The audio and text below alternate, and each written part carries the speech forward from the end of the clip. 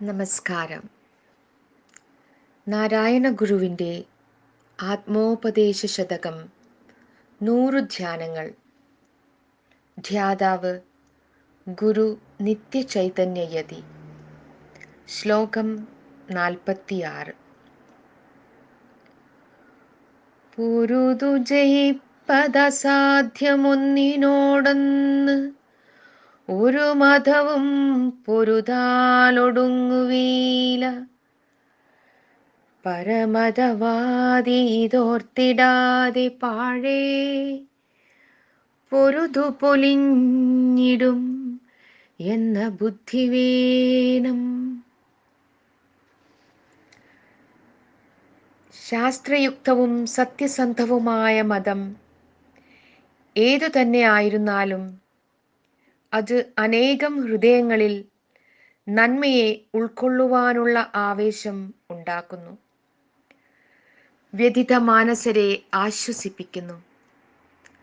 കർമ്മോത്സുകരായവർക്ക് പ്രവർത്തനക്ഷമമായ ലക്ഷ്യം ഉണ്ടാക്കിക്കൊടുക്കുന്നു, സംഘടിച്ച് ശക്തി ആർജിക്കുവാനുള്ള പ്രേരണ നൽകുന്നു.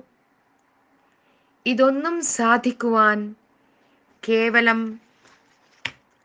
ഒരു അഭിപ്രായത്തിനും ശക്തിയില്ല. അതുകൊണ്ട് മതം വെറുമൊരു അഭിപ്രായമാണെന്ന് പറയുന്നത് ശരിയല്ല. മനുഷ്യ ജീവിതത്തെ എന്നും ഭരിക്കുന്ന ചില ശാശ്വത മൂല്യങ്ങൾ മതത്തിന് വൈകാരികമായ ആകർഷകത്വവും പ്രത്യാശയുടെ ഗതീയതയും നൽകുന്നു. മതത്തിൻ്റെ പ്രേരണ പലപ്പോഴും പുറമേ നിന്നല്ല വരുന്നത്. മതം മനുഷ്യനെ മയക്കുന്ന കറുപ്പാണെന്ന് കാറൽ മാർക്സും നാളെ നഷ്ടപ്രഭമായി തീരുന്ന ഒരു വിഭ്രാന്തിയാണെന്ന് ഫ്രോയിഡും പറഞ്ഞിട്ടുണ്ടെങ്കിലും അത്ര വേഗം മനുഷ്യന് മതത്തിൻ്റെ മാസ്മരീകതയിൽ നിന്നും വിമോചിതനാകാൻ കഴിയുമെന്ന് തോന്നുന്നില്ല.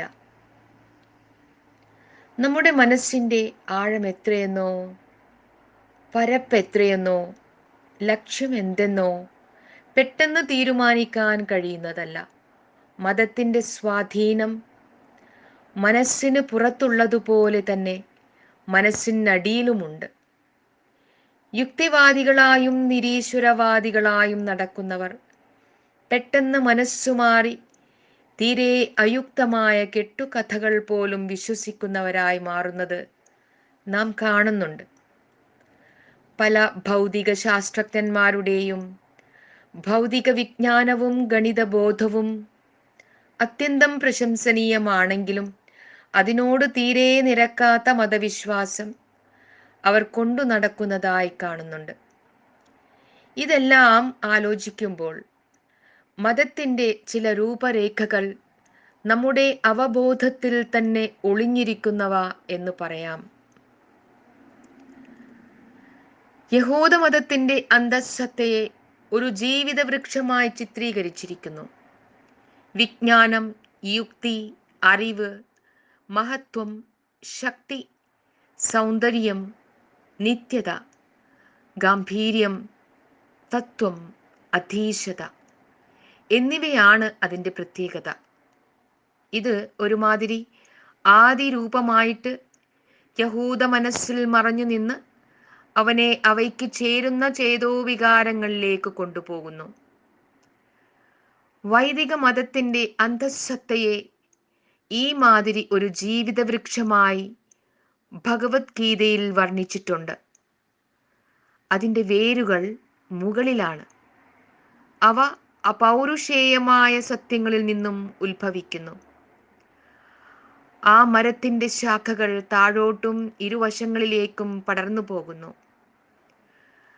ആ ശാഖകളിലുള്ള ഇലകൾ ഛന്ദസ്സുകളാണ്.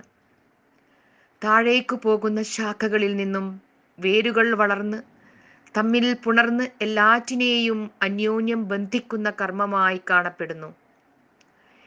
ഈ വൃക്ഷത്തിൻ്റെ കൊമ്പുകൾ സത്വരജസ്തമോ ഗുണങ്ങളെ കൊണ്ട് തടിച്ചു നിൽക്കുന്നവയും ശബ്ദം മുതലായ വിഷയങ്ങളാകുന്ന തളിരുകളോട് കൂടിയവയുമായിട്ട് പരന്നു കിടക്കുന്നവയാകുന്നു. ഈ വൃക്ഷത്തിന് രൂപവുമില്ല, ഒരു അവസാനവുമില്ല. ഇതിൽ അടിയും കാണുന്നില്ല, മുടിയും കാണുന്നില്ല.